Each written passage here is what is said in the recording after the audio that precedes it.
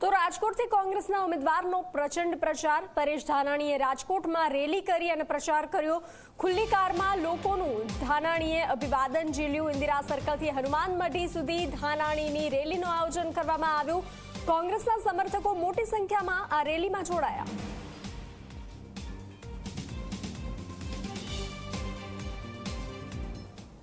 કોંગ્રેસના ઉમેદવાર પરેશ ધાનાણી સતત પોતાનો પ્રચાર છે તે કરી રહ્યા છે અને રાજકોટમાં તેઓ બાઇક રેલી છે તે યોજી રહ્યા છે। આપ દ્રશ્યોની અંદર જુઓ કે પરેશ ધાનાણી છે કે સતત તેઓ પોતાનો પ્રચાર છે તે કરી રહ્યા છે અને આજે તેઓ વિવાદની અંદર આવ્યા છે, કારણ કે તેમને પટેલો અને બાપુઓ છે કે તેમને હરખ પદુડા છે તે કહ્યા છે અને તે અંગે તેમને સ્પષ્ટતા પણ કરી છે। પરંતુ જે રીતના ભરત બોગરા દ્વારા તેમને અને કોંગ્રેસને જે આખો ઘાણવો દાજી ગયો છે આ શબ્દનો ઉપયોગ કર્યો છે, ત્યારે પરેશ ધાનાણીએ પણ ભાજપનો આખો ઘાણવો છે તે દાજી ગયો છે। આ પ્રકારના નિવેદનો છે તે કર્યા છે અને તેમના જે નિવેદન હરખ પદુડા હતું તેની અંદર તેમને સ્પષ્ટ કહ્યું હતું કે જે રીતના પટેલો અને દરબારોએ જે રીતના જે ભારતીય જનતા પાર્ટીનો જે રીતના પ્રચાર કર્યો હતો, સાથે જ ભારતીય જનતા પાર્ટી સાથે પટેલો અને બાપુઓ છે તે રહ્યા હતા, ત્યારે ક્યાંક જે બીજ વાવવામાં આવ્યું હતું તે બીજ મોટું વટવૃક્ષ થશે અને તેમને ફાયદો થશે તે પ્રકારની તેમને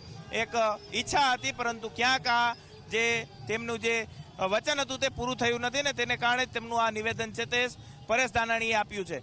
બાઇક રેલી છે તેની અંદર મોટી સંખ્યામાં જે કોંગ્રેસના કાર્યકરો છે તે પણ જોડાયા હતા, પરંતુ આજે જે રીતના રાજકારણ છે સૌરાષ્ટ્રની અંદર રાજકારણની અંદર ગરમાવો છે તે આવ્યો છે। રાહુલ ગાંધીએ રજવાડા ઉપર નિવેદન આપ્યું, પરસોત્તમ રૂપાલા પર પણ જે ખાસ કરીને ક્ષત્રિય સમાજ પર જે નિવેદન આપીને ફસાયા છે, ત્યારે ક્યાંક આ વખતે રાજકારણની અંદર રજવાડાઓ છે તે મહત્વની ભૂમિકા છે તે ભજવતા હોય અને તેને કારણે જ ક્યાંક ને ક્યાંક વિરોધ થતો પણ જોવા મળી રહ્યો છે। હવે આ વિરોધ કોને ફળે છે તે પણ જોવું એટલું જ મહત્વનું રહેશે। કેમેરા પર્સન ઉદય પવાર સાથે ગૌરવ દવે, ઝી મીડિયા, રાજકોટ। ગુજરાતમાં લોકસભા